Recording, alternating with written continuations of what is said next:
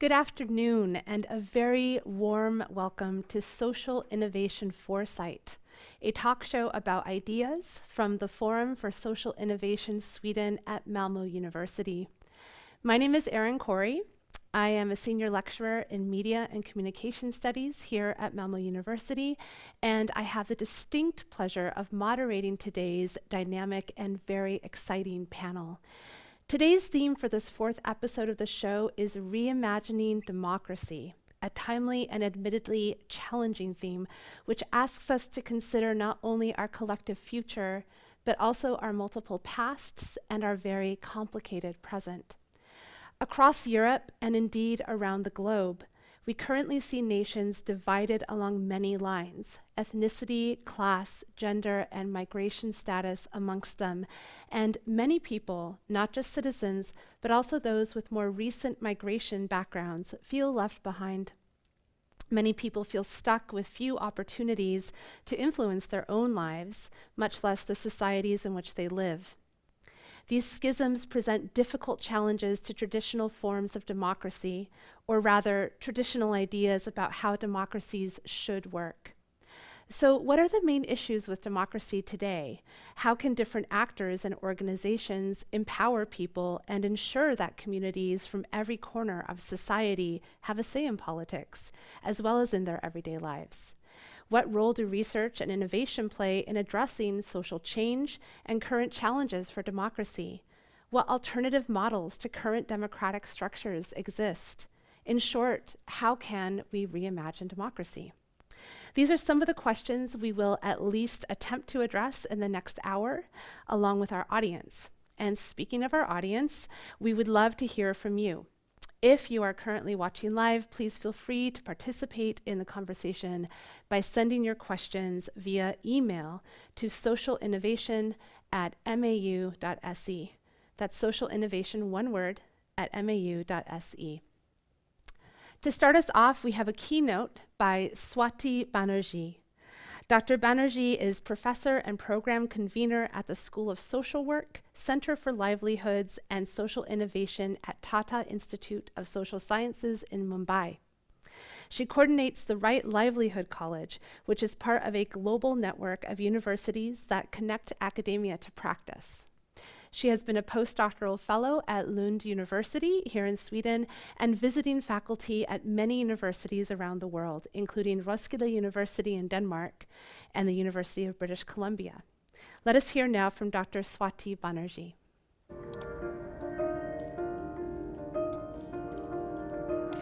How do we reimagine social innovation from a people-centered perspective for grassroots democracy and transformative social change?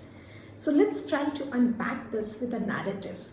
This is a narrative within the context of South Asia, where multidimensional poverty and inequity is a huge concern. So this narrative is when we were doing fieldwork in rural India with a group of women trying to understand their skill sets for building a micro-enterprise of this rural and marginalized women. And their immediate reaction was, but we don't have any skill sets, we don't have any experiences. That's what we called hermeneutical injustice, where experiences, where skills have been invisibilized due to the historicity of inequity, and it's been invisibilized also by people themselves and by others. So what would be the next step? How do we create conscientization through various participatory methodologies? So we asked the women, so you cook? And they said, yes, of course, we cook. You work in the field? And they said, yes, we work in the field. You do goatry? Yes, we do goatry. And then we realized that there was a whole skill sets that was identified by the women themselves. And they were amazed to also know that they have this wide variety of skill sets which they had themselves never recognized. And this is what Paulo Freire would say conscientization. That's a critical understanding of their own reality. We try to understand in which of the skill sets women has the most knowledge, experience, and aspiration to start a micro enterprise.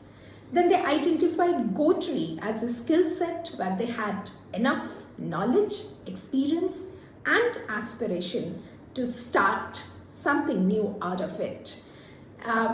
But to probe their aspiration a little more, I asked one of the women whose little child was sitting next to her, "Do you want your daughter also to get into go-tree?" And her immediate and very spontaneous reaction was, "Of course not. I want her to study and become a university teacher like you. And I would use the money from the micro enterprise to make her study." And that's about people's hopes. It's about people's dreams. It's about people's agency. And a people-centered social innovation helps us to uncover some of this and to also look at solutions which are emerging from people's knowledges from their everyday lives. So how do we expand this agency, which is often unfree agency? So how do we move from invisibilization to conscientization, representation, and building people's agency?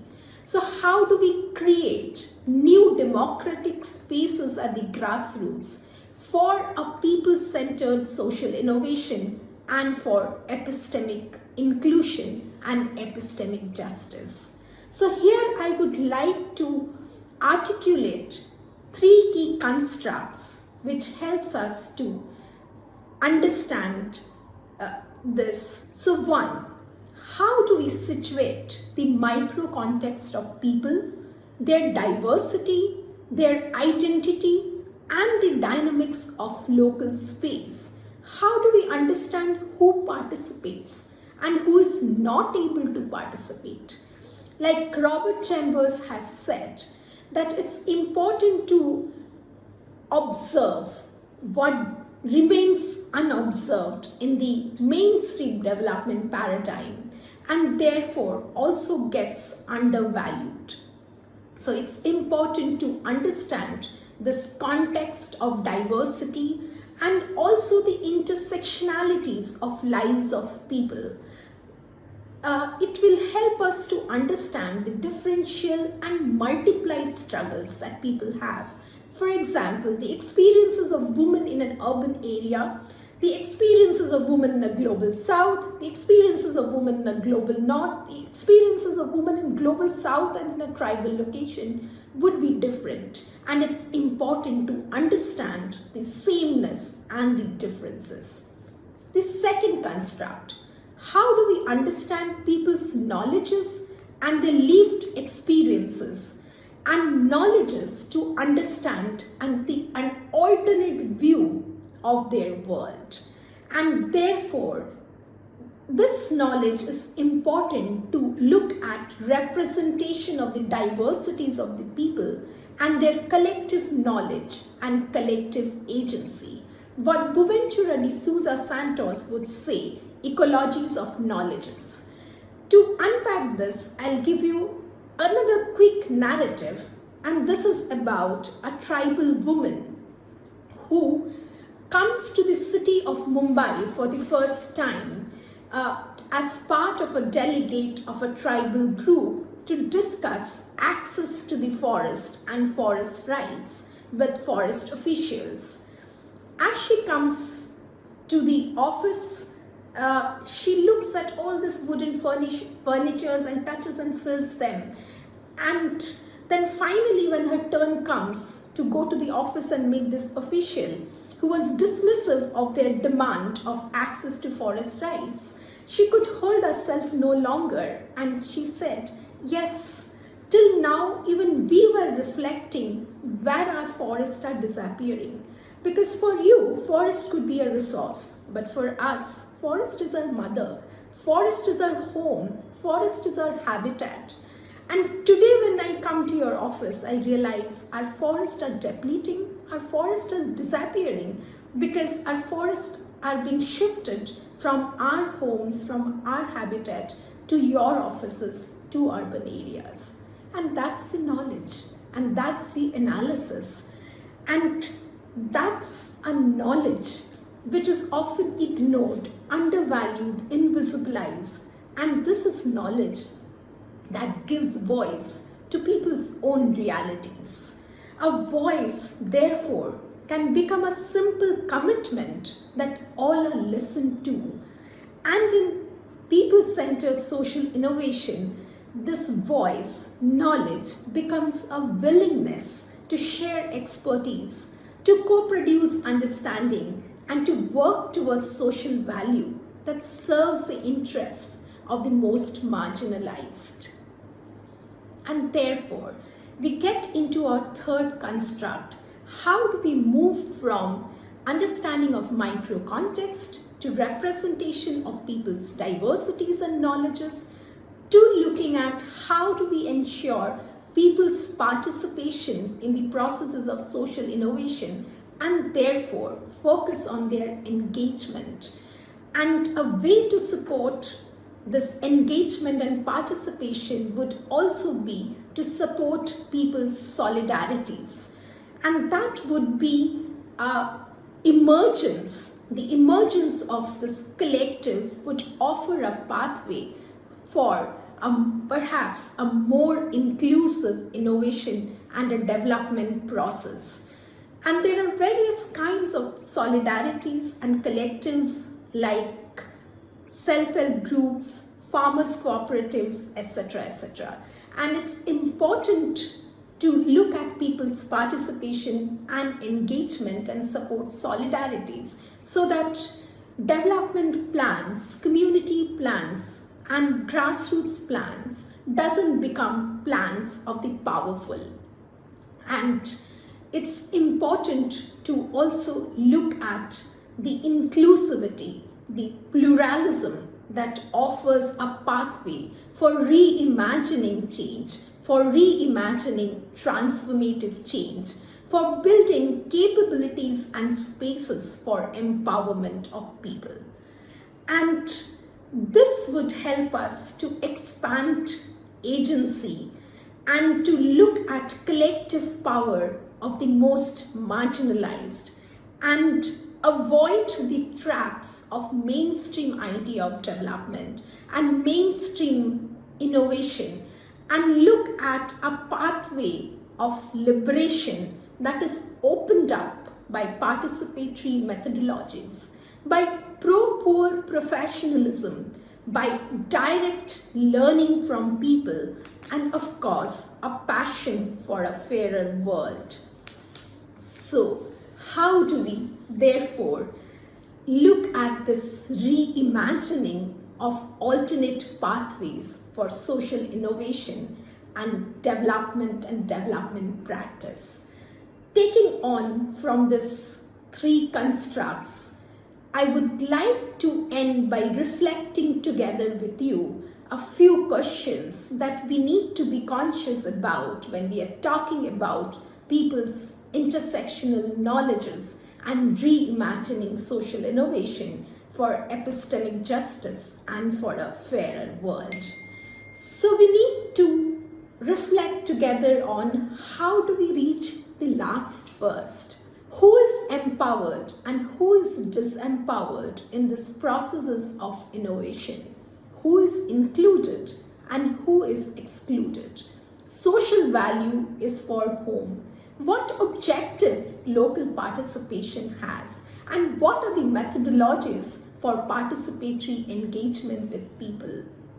Only then perhaps we'll be able to unpack this alternate knowledge which Boaventura de Souza, the post-development theorist, has said. And he has also said that another knowledge is possible.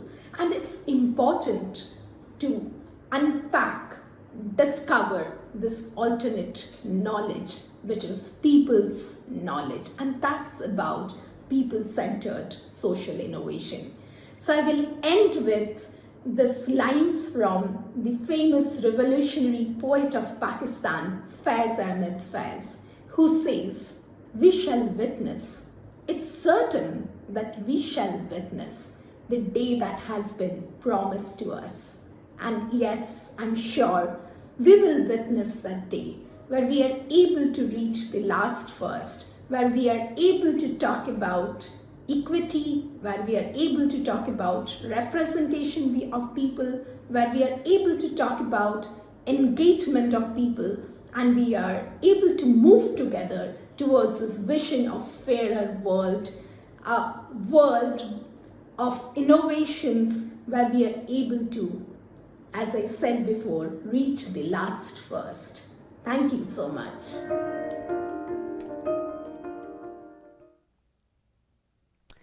Swati, thank you very much indeed for that rich and inspiring keynote.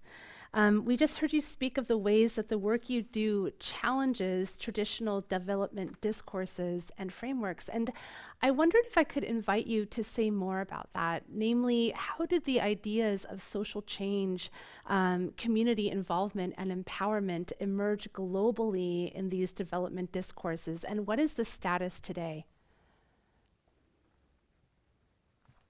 Yeah. So essentially, when we're looking at development discourses and the emergence of that, and especially the challenges and tensions within it, it largely emerges from the understanding of the development paradigm that talks about development as being instrumental, a paradigm of things, and a paradigm of people, which is inherent within it, which is the idea of equity, the idea of justice.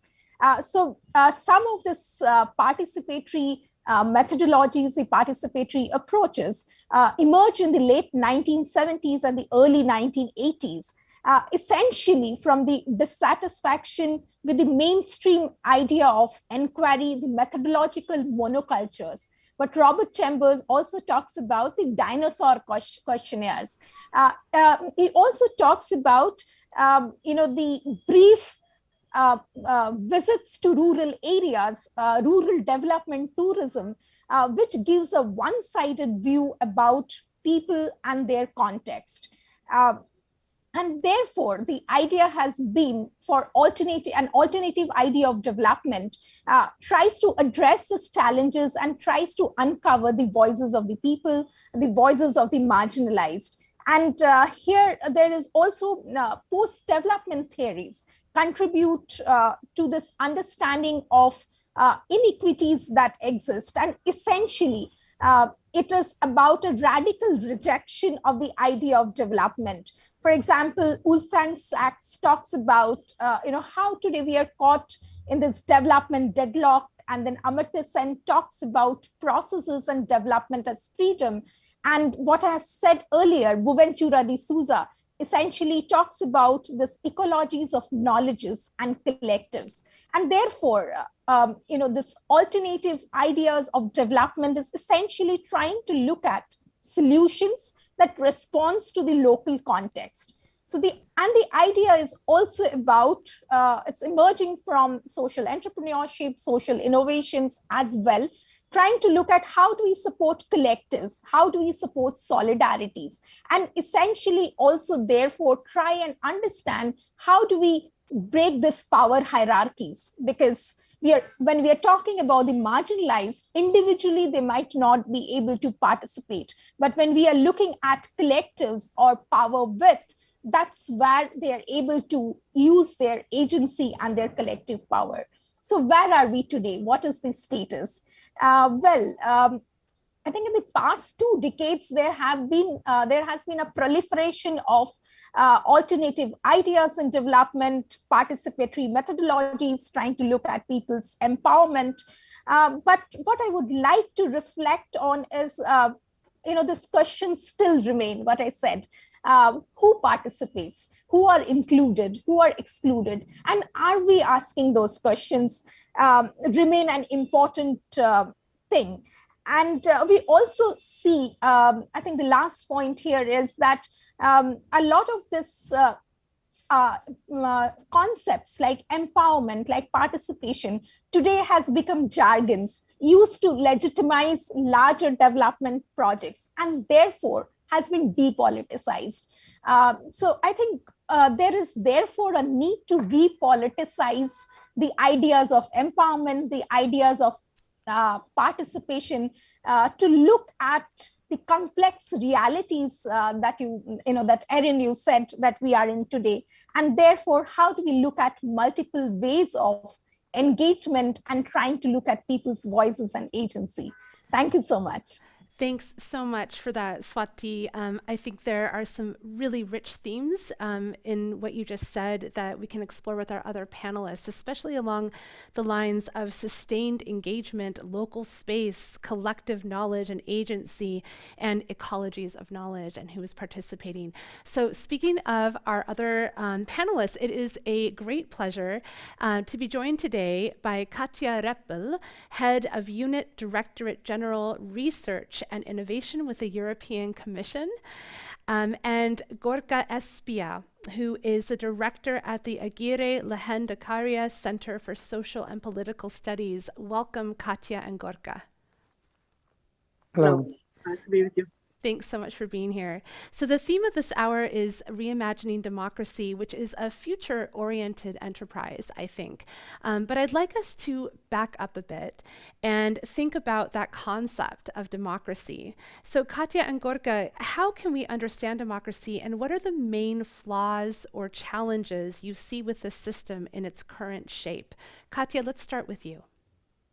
Yes, thank you very much. And thank you, Swati, for the really inspiring example which you gave and the analysis from a context which, as different as it may seem looking at the Indian context, but I read a number of years ago a study from Andrés Rodríguez Posé, and I think it was called The Revenge of Places That Don't Matter.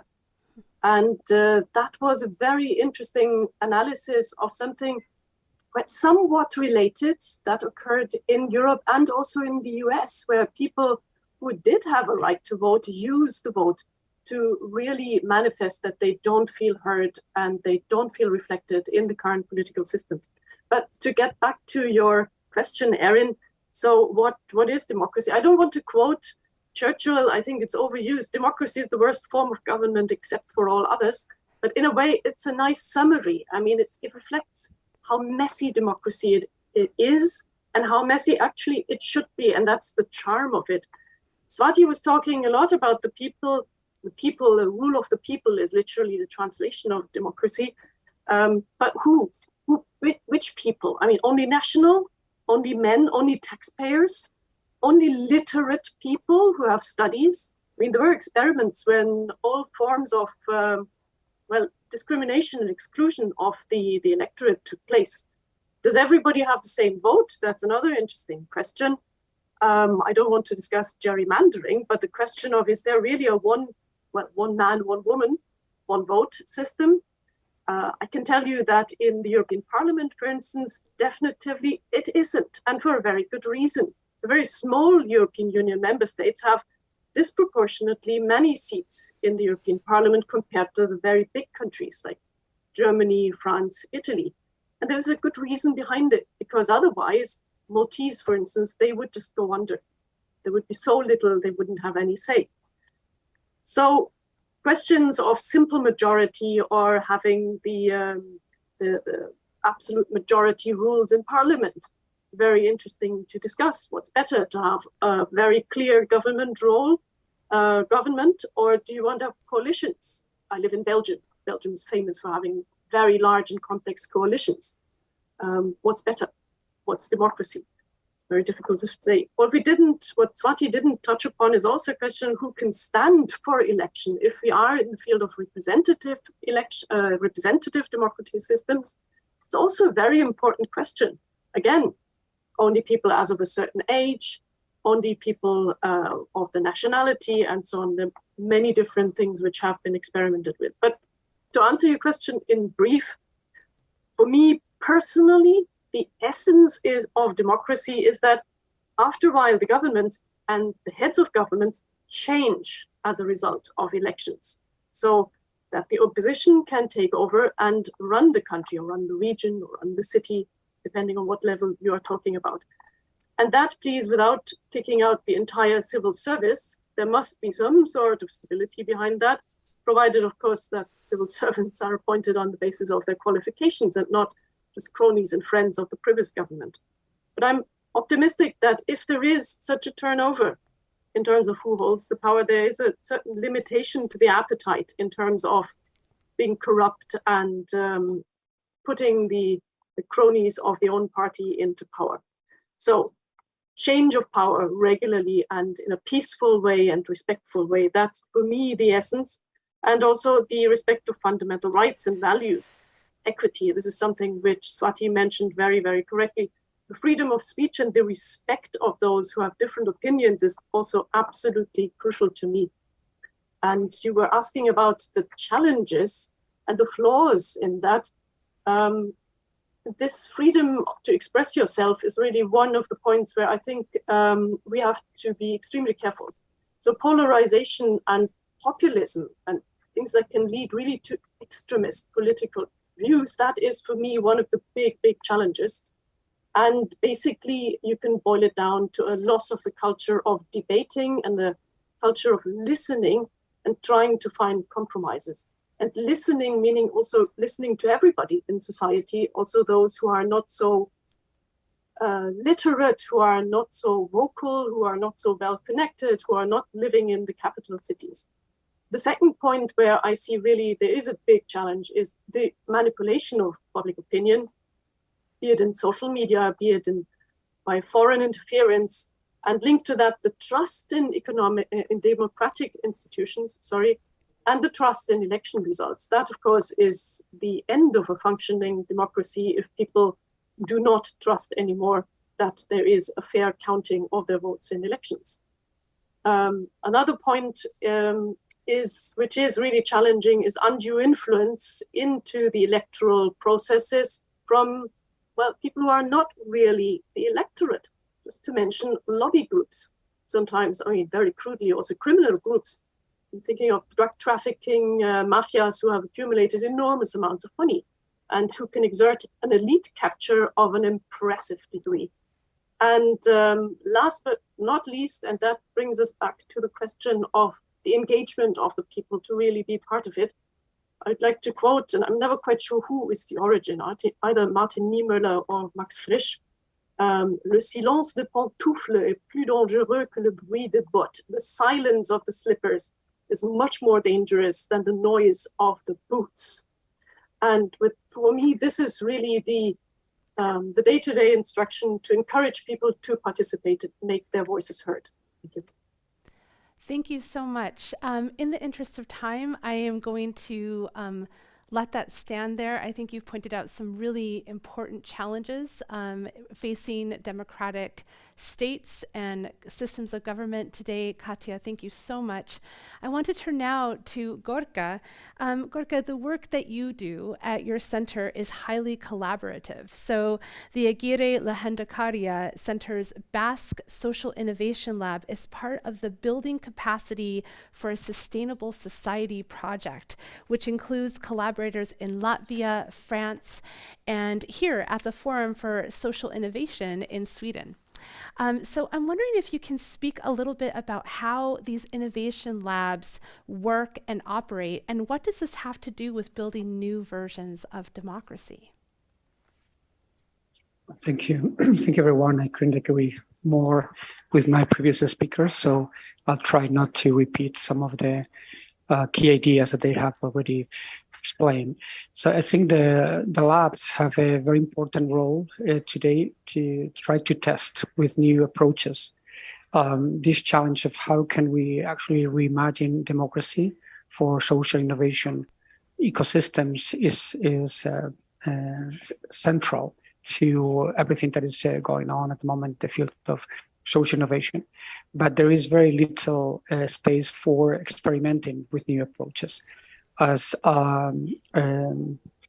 Swati was explaining, we all talk about the need to really understand better the problem and the communities that we are working with before really getting into action. But the reality is that there is, in practice, very little space, very little resources for going deeper into what actually communities want and need, and how to build long-term systemic processes.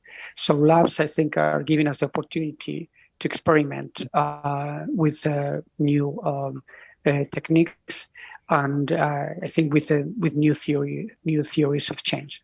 In our case, we talk about incorporating deep listening capabilities, because the idea of participation as a function, we think is really not giving us what we are looking for.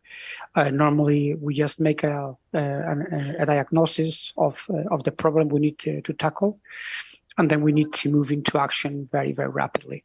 So at the moment, we think that really understanding social innovation processes as complex issues that require different timeframes and different lenses for really understanding what the communities are saying in a deeper way, not in the surface, but actually in a deeper sense, is what we're trying to do, and what is these labs are helping us with.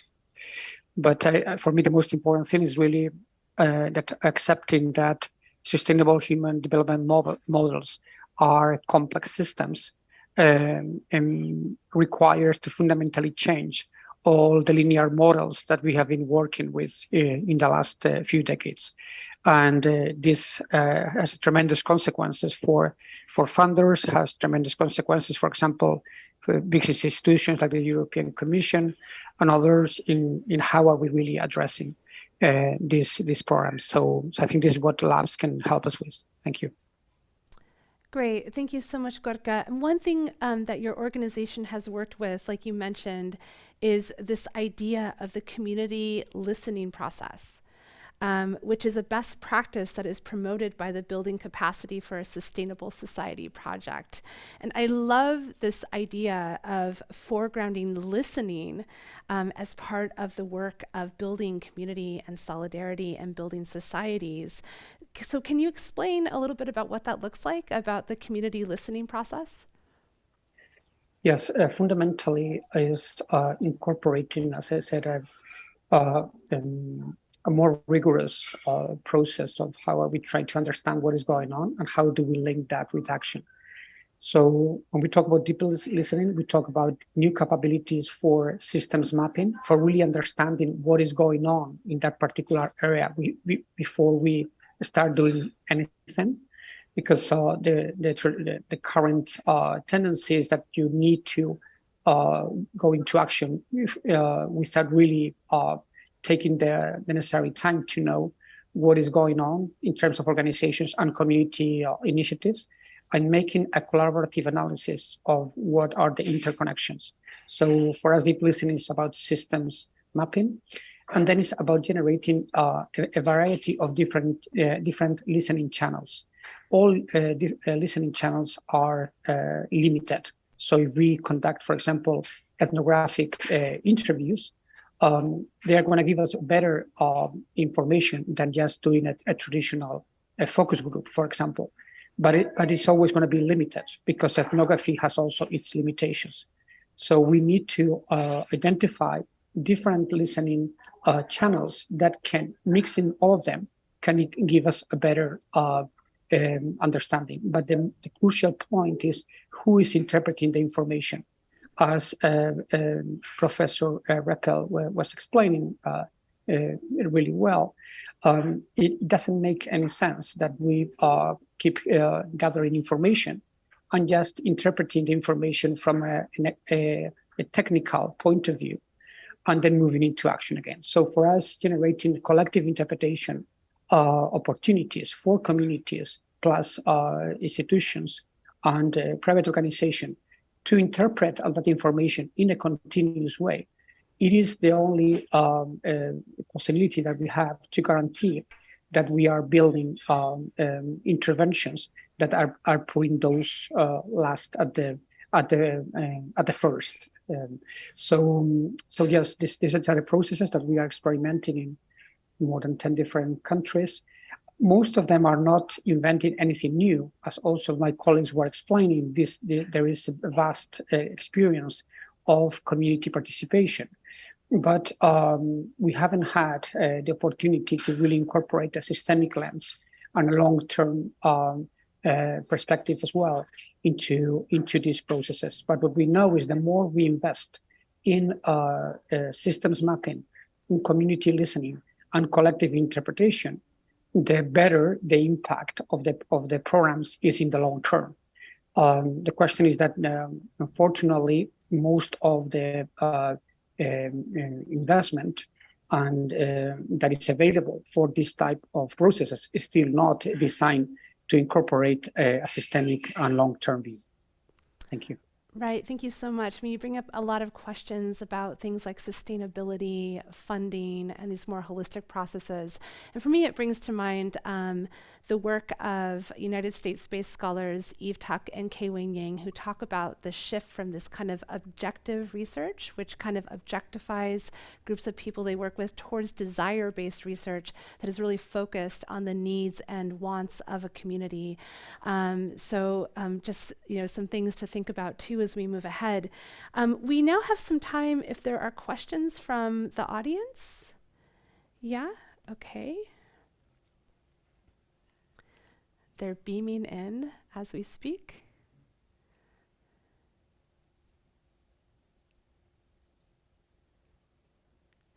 Wonderful. Okay, so we have a question.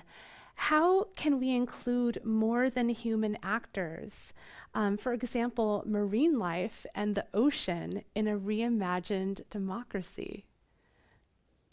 Does anyone of the panelists want to take that up?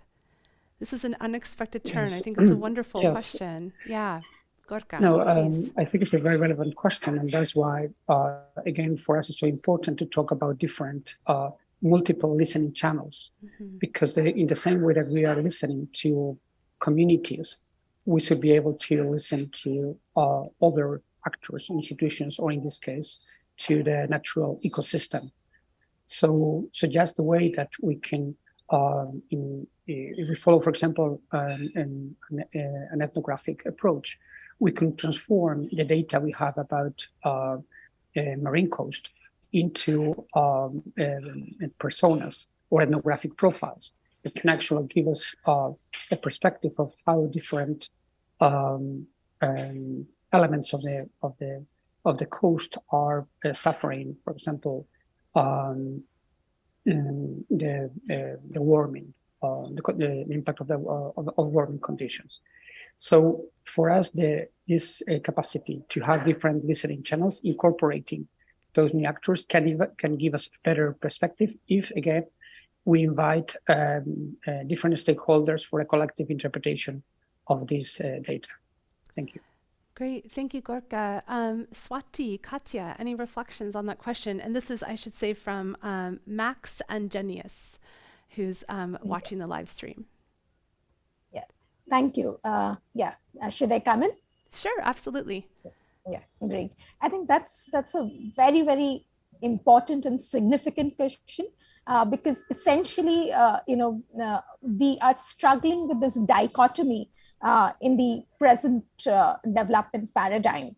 And therefore, inclusivity need to bring in all the actors. So essentially, in the keynote video, when I was talking about this tribal woman, or when I'm talking about tribal communities, it's this interrelationship between forest and tribal communities that is sustained over a period of time. And today's development practitioners and policymakers are not able to see this interlinkage, and therefore there is depletion of forest and all these conflicts that is emerging. Similarly, presently, when I'm working with the fishing communities, it's so important to understand that the sea, the water, the fishes, and their lives are so interlinked. And if there's a change in any of this, the balance gets disturbed. And we were also trying to understand when they go to the sea, there is a particular song. When they go for fishing, there's a particular ritual, there's a particular song. When they come back, there are roles that are demarcated. So there is a very deep cultural construct that is connected with traditionally natural resource dependent communities and their context and the natural world. And it's important for us to understand this relationship to see that we are not disrupting it. And some of the challenges of climate change, etc., are emerging from these disruptions. And it's important to understand this holistic nature. So thanks again for this very, very important question. It is a really important question to think about how, I think one of the themes that's coming up here is interconnection, right, in democracies between people and also between people and the natural environment, between researchers and organizations and local communities. Katja, do you have any reflections on this question? Actually, Erin, you gave me the buzzword. So adding on to what Swati and I have responded, it's not that just because I work for the Directorate-Generale for Research and Innovation, that I was thrilled to hear you mentioned researchers. Yes, there's a lot of research. And it complements, I think, very, very well what comes from the people on the ground. The example with the forest that Swati gave was really perfect and totally spot on, I think, answering to the question. But we need researchers. We need to listen to researchers and their results. The climate side, which you mentioned already, it's one of the things where with purely democratic things, you come to a certain limit. Nobody likes climate change and people will vote against it, but that doesn't stop climate change. So you have to factor into the policy, into the political responses, what do you know about climate change and what you have to do about it to stop it, to mitigate the impact, to adapt to climate change. And so thank you for that reflection. And feeding in the knowledge from researchers into policymaking is, I think, really, really vital. Great, thank you. Thank you all for your reflections on this question. We actually just got another question from the audience from Leila Hussein, who asks, how can future democracy be resilient to false information or alternative facts? Is this something that any of you have dealt with in your own work, and how have you dealt with that? What are some of the options to make democracy robust against these rhetorical and discursive threats? Anyone can begin. I feel like, Katja, I feel like you want to jump in and go ahead. Absolutely. No, it was actually among one of my worries that I listed in the beginning, the manipulation with disinformation. It's really taking extents which we haven't seen before the invention of social media, to be quite frank. And there is no filtering anymore by professional journalists who do a serious work of investigating, etc. Because everybody just as they feel, and this can be pumped up to an incredible degree. The research which the European Commission has been funding in that field, there's a lot of research outside what we are funding, they have unfortunately found very human behavioral effects behind that make humans really vulnerable to exciting, incredible, totally outrageous news. That's what people tick in. That's what's staying in their minds. And to get it out again is extremely difficult. To have there the dry, boring, rather not so immediate solutions presented by researchers, sorry to say, is often not enough. You will see in very near future the result in the form of a report which comes out by colleagues of us who've been investigating what could be done about that in the education system. And without preempting the release of that report, I must say education, education, education. That's probably the answer to what can we do about disinformation. Any other reply would result in limiting the freedom of speech. And that is tricky. If that falls into the wrong hands, we go in a direction which none of us wants. But it's a great field of research, I have to say.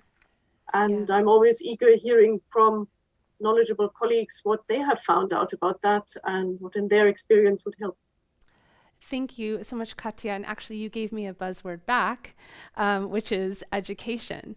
And I want to turn back to Swati and ask, we've talked a little bit now about research and about policy, but I wonder here about education. And being an educator myself, and you being an educator too, what role do you see teaching and your pedagogical praxis taking in building new forms of democracy and new solidarities?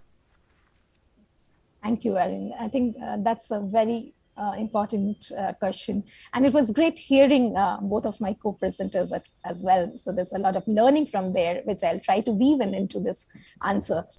So essentially, we are talking about in education and creating this new democratic spaces. I think how do we look at transforming the cultures of education, starting from the school to the universities, this very top-down culture, and how do we look at participatory processes of learning? And that's not easy. So, how do we experiment with our pedagogies? And there are a lot of innovations at the ground level.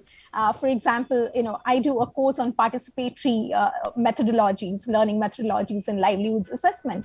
And we do a 10-day micro-level planning with people along with students and try to weave that understanding back and try to rework the theories.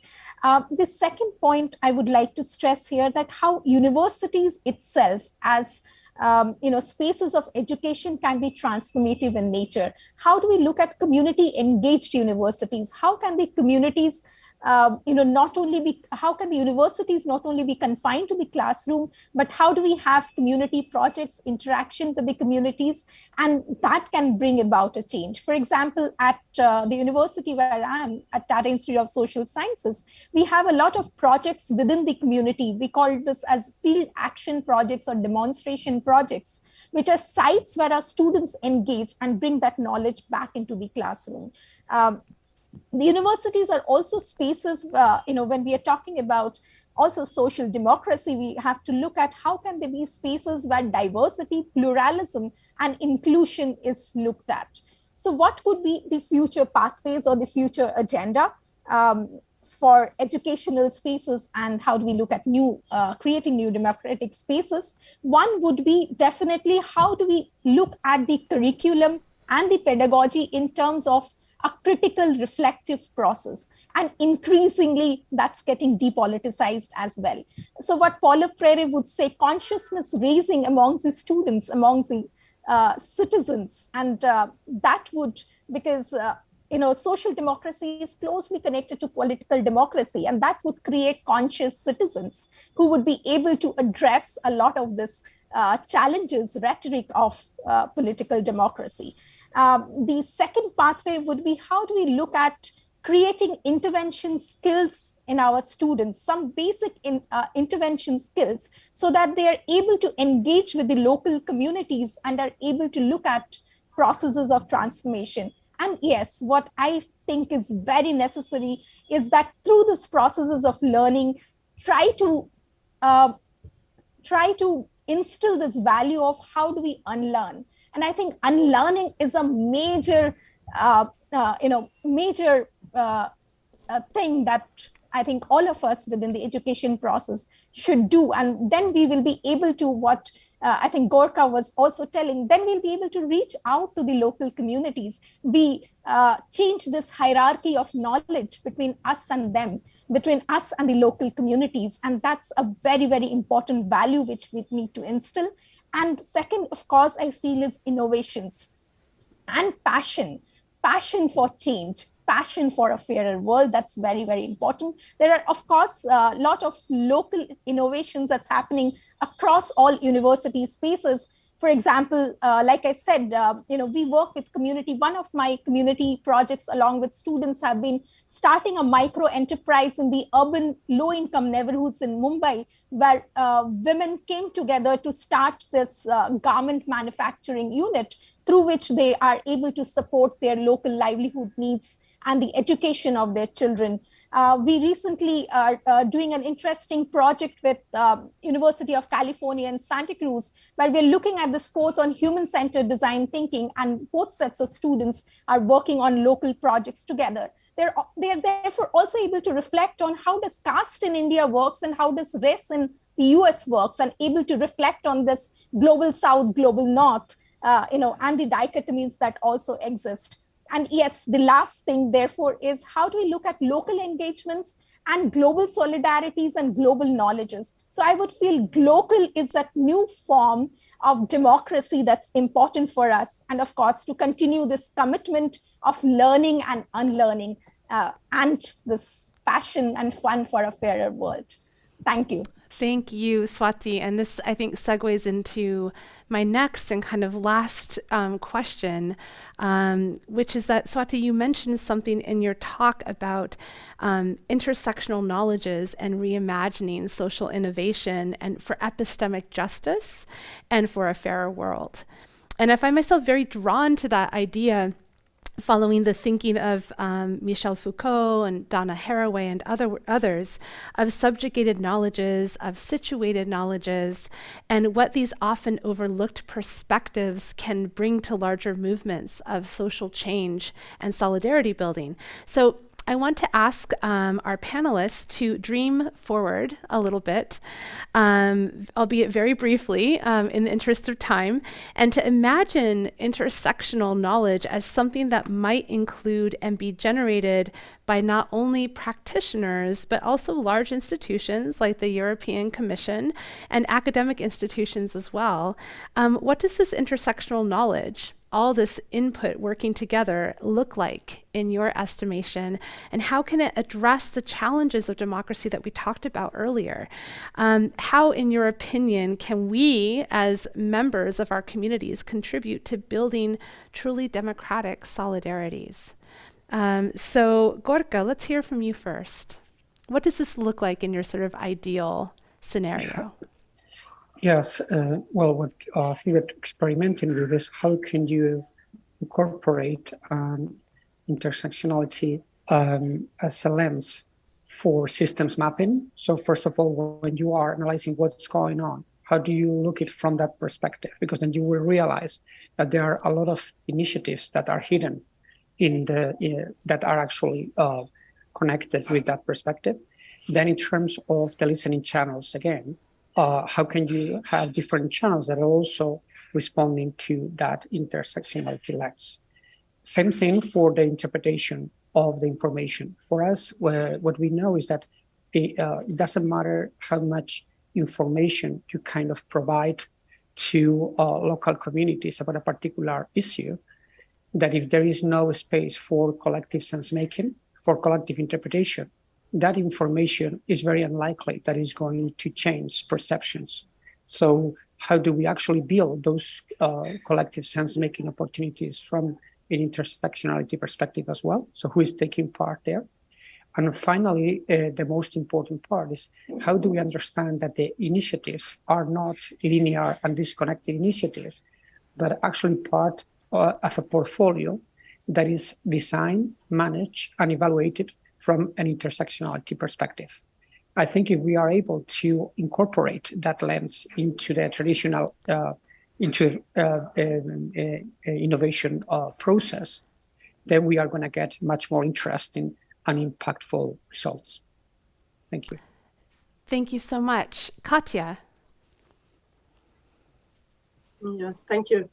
I have to admit the intersectional term in my unit appears in the context of gender equality for researchers and innovators more than anything. And I mean, far away from the example that Swati gave, and yet extremely, extremely relevant. If you are a woman of color with disability and a migration background, life looks just extremely different, even when you are at an academic institution.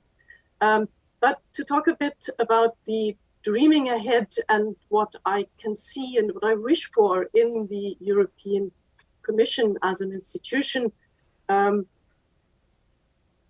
we were trying to have a cross-section of European society participating in the shaping of research and innovation policy. You may know and have heard of the Conference on the Future of Europe, which ended in May this year, where that was done at a really, really large scale with having randomly selected citizens, 800 of them actually participating in these debates. And they're watching the nationality balance, the gender balance, the age balance, to have people from minority groups, et cetera, et cetera. So it was really a way to select randomly a cross-section of the European population all across. And it's quite large, it's quite complex. At a smaller scale, We did that for research and innovation related questions most recently, and they're still working on carrying that further.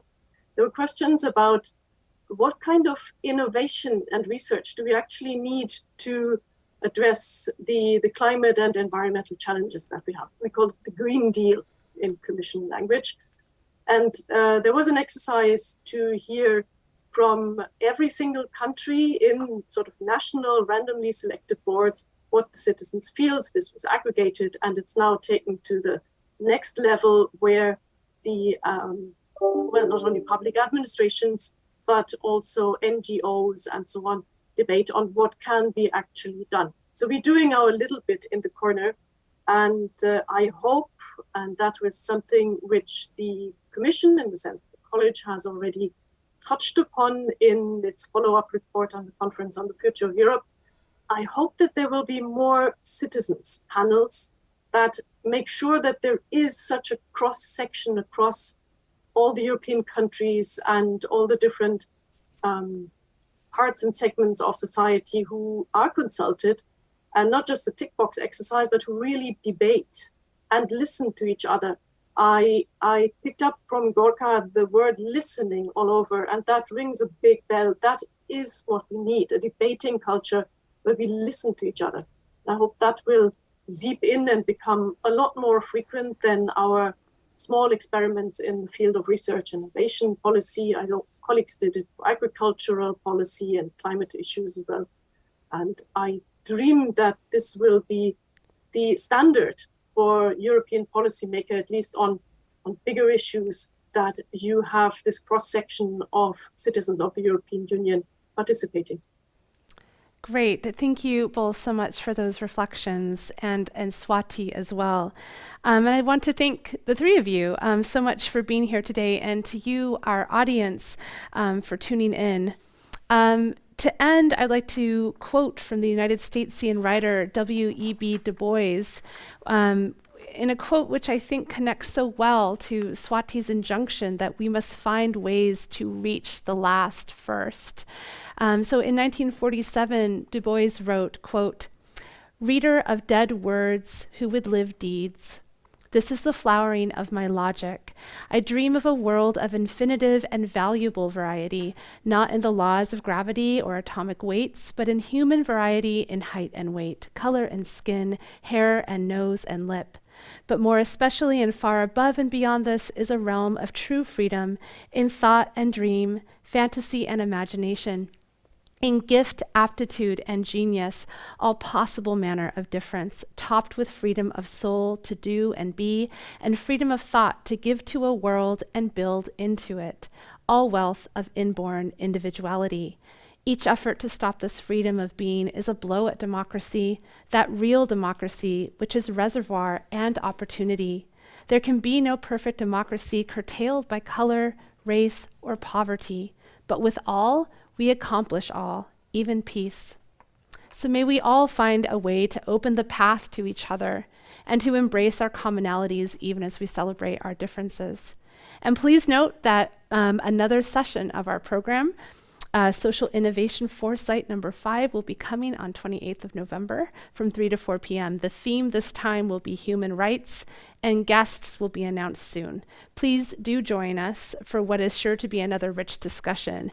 And until then, take care, and thanks for being here with us today.